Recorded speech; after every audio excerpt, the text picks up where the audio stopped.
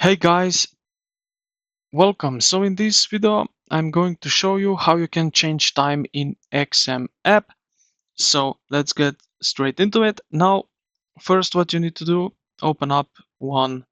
Um, so I will select gold right here and go where you see the max.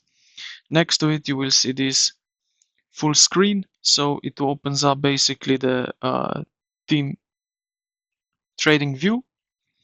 Now at the top bottom right corner, you will see this small little above auto some settings. Click on that and then it will open up this uh, window. Now click on more settings and scroll down a little bit and you will see time scale, date format, time hour format. So here you can set up how you like it.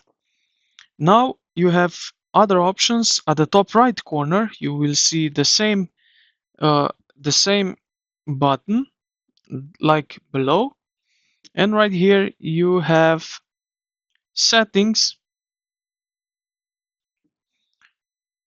the same as before. So data modification, you can set up how you like it, and the time zone, etc. And then when you are happy with that, just click OK. And that's basically it. This is how you can change time in XM app. I hope this video helped you out. If you did, consider to like the video and subscribe to the channel. Thank you for watching, and I will see you in the next one.